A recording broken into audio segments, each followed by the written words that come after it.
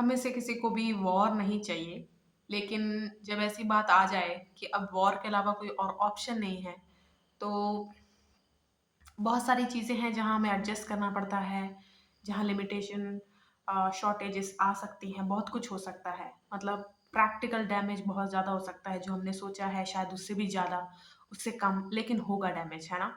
It deeply affects me जब ऐसे लोग जिनका हेल्प में प्रैक्टिकली, इमोशनली कोई इंटरेस्ट नहीं है, लेकिन वो पैनिक सिचुएशन बनाते हैं। और ये क्यों बनाते हैं?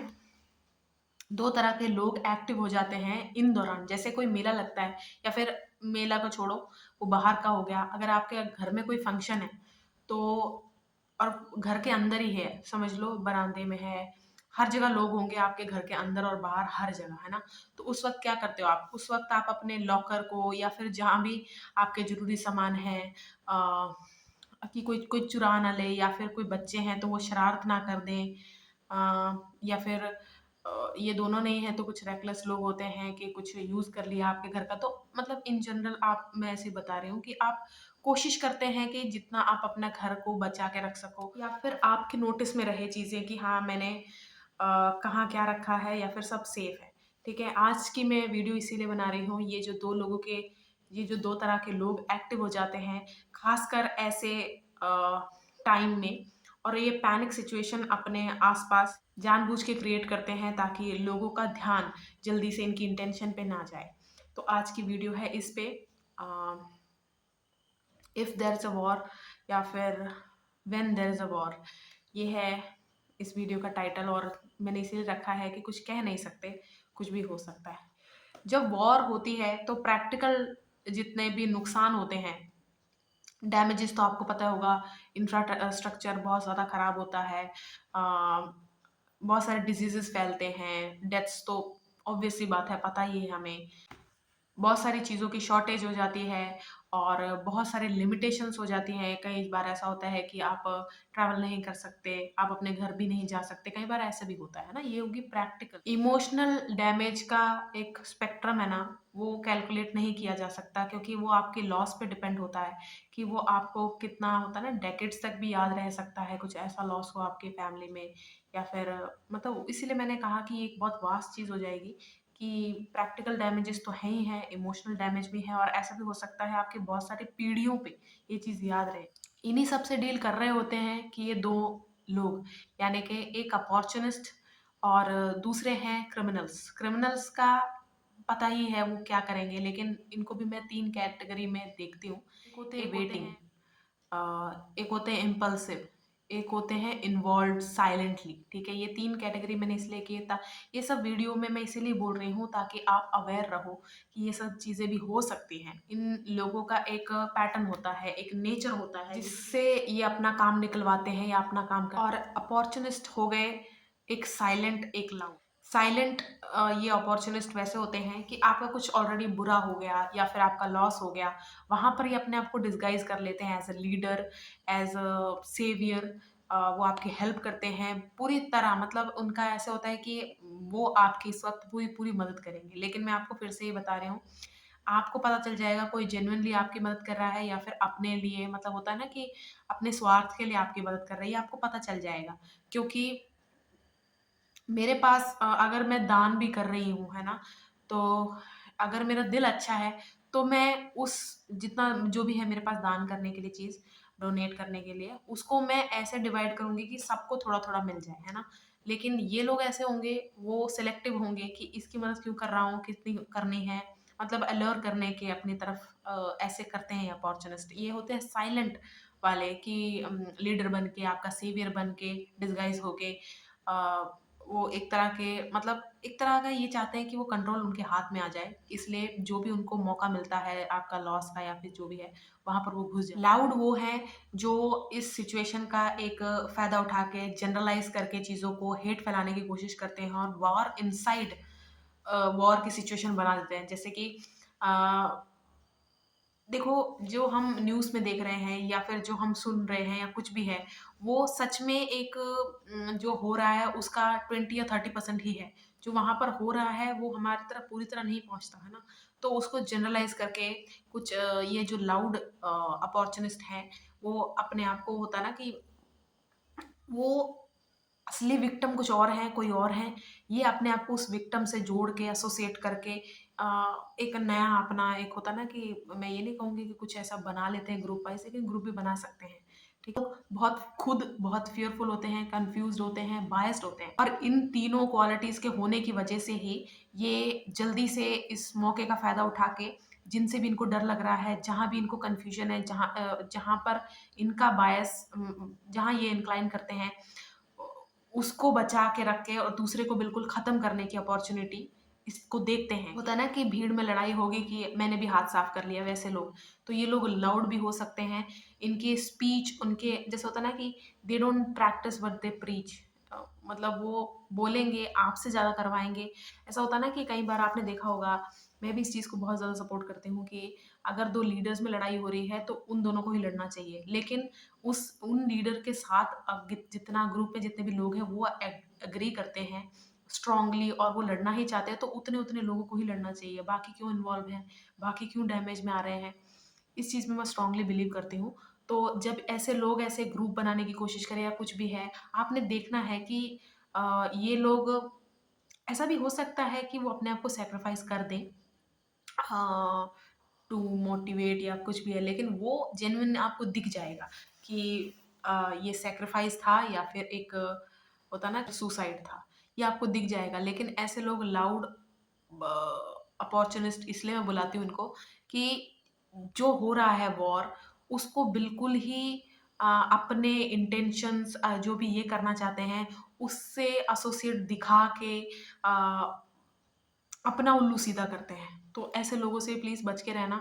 हेट स्पीच क्योंकि इस टाइम में अ, हमें जितना हो सके आर्मी को क्योंकि असली तो लड़ाई वो ही कर रहे हैं, तो आर्मी के अलाइनमेंट पे जितना हम चल सकते हैं, हमें वो करना चाहिए। अब क्रिमिनल्स जो मैंने 3 कैटेगरी बनाई थी, वेटिंग, सेल्फ एक्सप्लेनेटरी है ये वर्ड ही, लेकिन फिर भी मैं बता देती हूँ कि मैंने इसका क्या डेफिनेशन लिखा था। वेटिंग का मतलब ये ऑलरेडी अपने आप को प्रिपेयर कर रहे हैं टू बिकम अ थ्रेट और जब इनको ऐसा मौका दिखता है, जब लॉ एट रिस्क है और इनको रोकने वाला जल्दी मतलब डिले हो सकता है, ऐसा नहीं है कि अ, इन क्रिमिनल्स पे जल्दी से एक्शन या फिर क्योंकि ऑलरेडी मैं कह रही हूँ ना जैसे हमारे घर में कोई फंक्शन चल रहा है या कुछ भी है कुछ आप फंक्शन हटा के लाइट सोचो तो आपको जितना घर के बाहर होता है ना कि दीवार बन के करना पड़ेगा आपको घर के अंदर भी ध्यान उतना ही देना पड़ता है ये जो क्रिमिनल्स है जो वेटिंग जोन में या फिर टाइम में है ये लोग ऑलरेडी प्रिपेयर कर रहे हैं कि हमें एक थ्रेट बनना है और ये लोग फेम या कुछ नहीं चाहते ये सिर्फ अपना क्रिमिनल्स हैं तो क्राइम करेंगे अपने जो भी गेन के लिए जो भी इनका गेन हो सकता है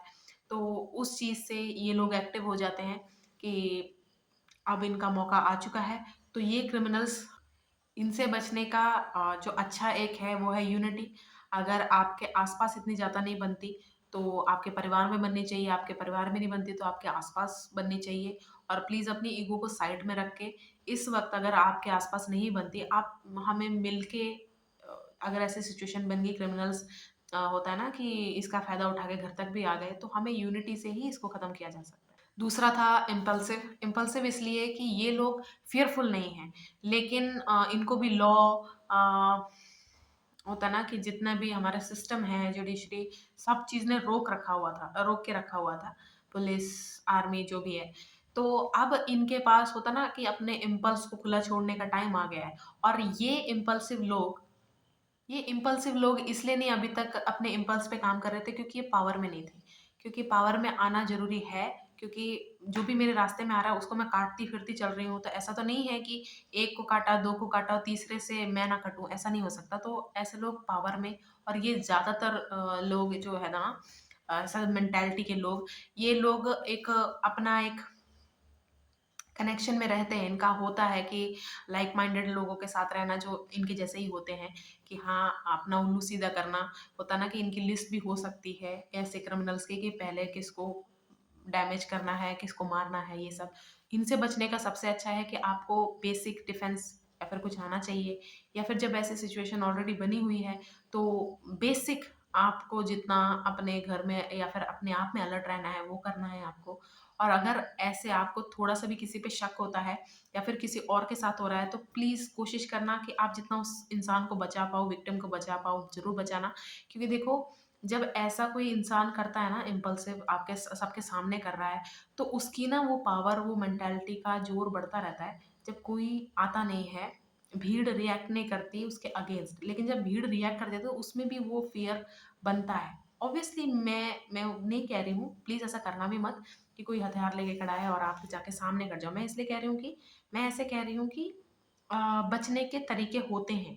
और जब आपको लग रहा है कि पब्लिक में कोई ऐसे सरेआम कर रहा है, तो उसको रोकना ज़रूरी हो जाता है, क्योंकि ऐसा नहीं है कि उसने वो कहते नहीं है कि आपने शेर को नहीं खाया, इसका मतलब नहीं शेर आपको नहीं खाएगा। तो एक्शन लेना बहुत ज़रूरी है, और अगर आपके सामने ही कोई नज़रों में है, डाउट है, तो कन्फर्म करके उसको पहले ही उसी वक़्त रोकना बहुत ज़रूरी है।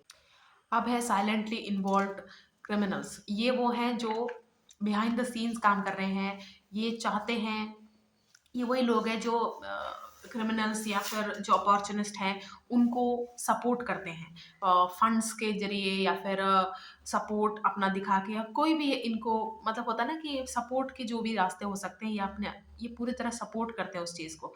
और ये इनको पहचानना इसलिए आसान हो जाता है, विक्टिम आके इनके सामने गिड़गिड़ाए या फिर कुछ भी है, ये रिएक्ट नहीं करेंगे और वो सीधा विक्टिम ब्लेमिंग ही शुरू कर देंगे कि नहीं आप गलत हो, ऐसा कुछ है। वो मतलब आपको वो एक मतलब आपको लक्षण दिख जाएँगे कि ये कल्प्रिट के साथ हैं, मतलब क्रिमिनल्स के साथ है, अपॉर्चुनिस्ट के साथ हैं, वो लक्षण आपको दिख जाएँगे। तब आपको आँख बंद करके मान लेना है। एक होता है कि हमें पता नहीं 2 लोगों के बीच जब लड़ाई हुई तो कौन सही है, कौन गलत। लेकिन जब वहाँ वायलेंस आ गई, जहाँ वहाँ पर इतना एक्सट्रीमिज़्म आ गया, तब आपको ये जज करना इतना भी मुश्किल नहीं होगा कि इस वक़्त ये जो कर दिया काम, इसमें कौन गलत है, ठीक है? हेट एक-दूसरे के टुवर्ड हो सकती है, लेकिन अभी जो हो गया, जैसे उसमें विक्टिम कल्प्रिट आपको पहचान सकते हैं आप। और फिर से वही बात मैं कह रही हूँ, जो हमारा जीवन है, ये है बहुमूल्य है, अमूल्य है, जो भी आप इसको वर्ड देना चाहते हैं, इसको नहीं खोना चाहिए। लेकिन कई बार ऐसा होता है कि हम अपने इमोशंस को चलते अपने जीवन से ज़्यादा महत्वता दे के उस मतलब हम इग्नोरेंट हो जाते हैं। तो ऐसे लोग, ये जो साइलेंट वाले हैं, इनको अगर बाहर निकालना है, तो इनकी वैल्यूज़ क्रॉस चेक करना, इनसे कन्वर्सेशन करना, जब या फिर वैसे तो ये करेंगे नहीं क्योंकि ये साइलेंटली कर रहे हैं, तो इतने वो प्रो तो हो गए होंगे, लेकिन इनका सपोर्ट क्लियर है या नहीं, ये आप निकलवा सकते हैं आराम से।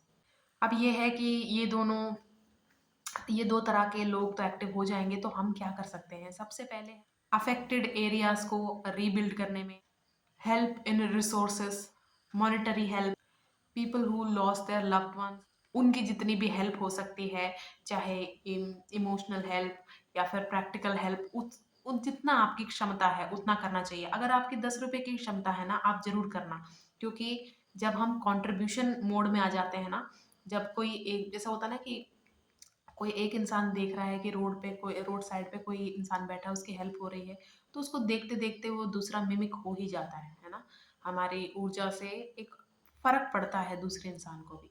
तो प्रैक्टिकल हेल्प ये कर सक थेरेपी, मेडिकेशंस में हेल्प कर सकते हैं, क्योंकि हेल्थ होता है ना क्राइसिस, ये तो राइज़ हो जाएँगे।